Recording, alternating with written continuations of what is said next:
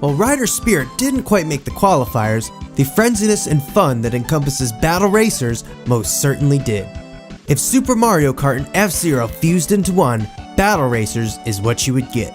This Bandai joint released for the Super Famicom is one of the endless games in their Compati Hero series, featuring characters from Ultraman, Kamen Rider, and Gundam.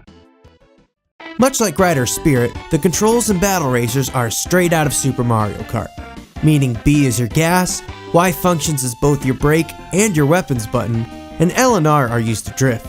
Controls are slightly stiffer than Mario Kart's, mainly the drifting, but for the most part are spot on.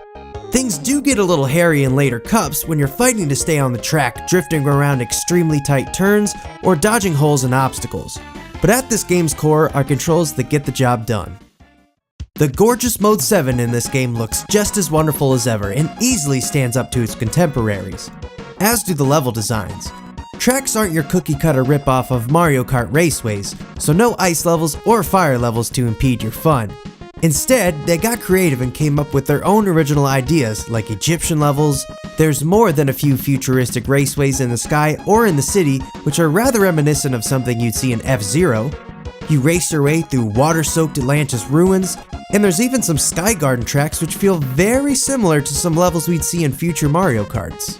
Courses are never boring to race through as they're full of interesting gimmicks like these moving barriers, stationary barrels, and jump pads to launch you across shortcuts to get the edge on other racers.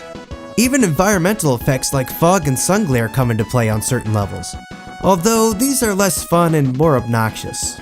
As far as the graphics go, Battle Racers are far more lively and adventurous than Super Mario Karts.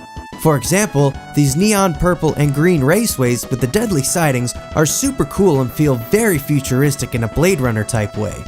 Also, look at this game's equivalent to Rainbow Road, which is made of puzzle pieces and is full of wackiness and color.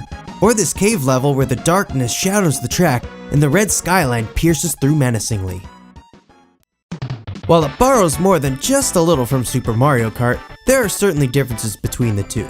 For example, Battle Racers is much harder, so if challenge is what you're looking for, then Battle Racers is the game for you. While things start off easy in the first cup, you'll quickly find out they don't stay that way in later cups, as tracks get tighter and the turns get sharper. Gimmicks like holes in the ground or speed-reducing obstacles also turn up more often, making your quest for the gold even more chaotic, especially with some of the more annoyingly placed holes and tumultuous S-turns. The CPU also get better, and this is one of the few problems I have with the game.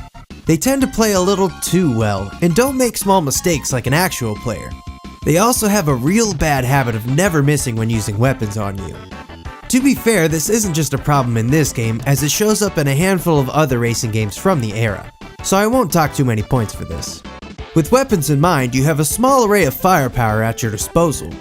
Much like Mario Kart, you have invincibility and speed boosters, but also have two character-specific shots that turn your opponents into slime, ice, or leave them nice and toasty.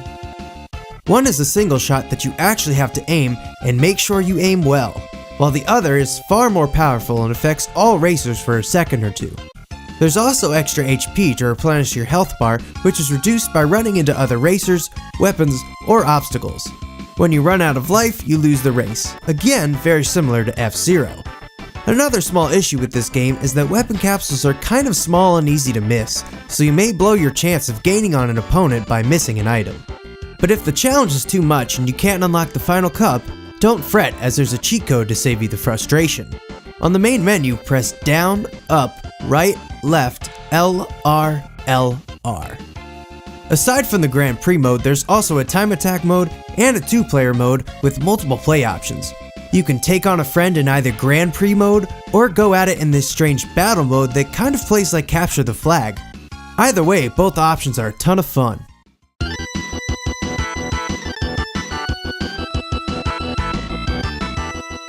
To top off this great racer is a kick-ass soundtrack.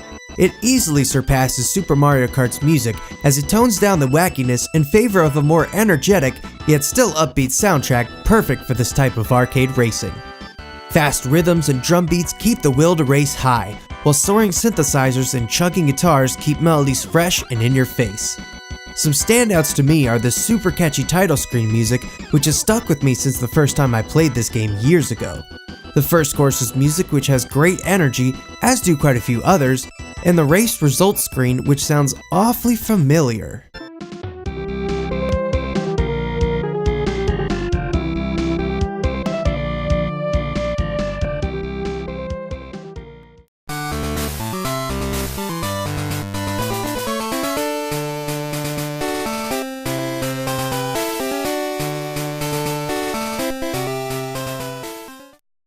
The jovial experience of each race combined with the added challenge and presence of originality earns Battle Racers a top spot in the ranks, up there with Super Mario Kart.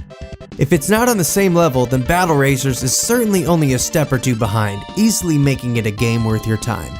The only downside is that the game is really hard to find, as there's a Bandai Power Rangers racing game that also has Battle Racers in the title, so a quick search on eBay leads to mixed results. I tried searching Battle Racers Super Famicom, and that worked better, but very few copies of the game showed up as of this recording. Thankfully, a loose cart is around 20 bucks, but boxed copies were fetching much more money, which makes me extremely grateful that my boxed copy only ran me the value of a loose cart. If you can find it loose for a good price, do not pass it up, but for the price of a boxed copy, you're better off getting a Super EverDrive and the ROM to make do. Alright, I'm not quite done with Super Mario Kart ripoffs just yet, as I have one more game to take a look at, and what an interesting game it is. See you then.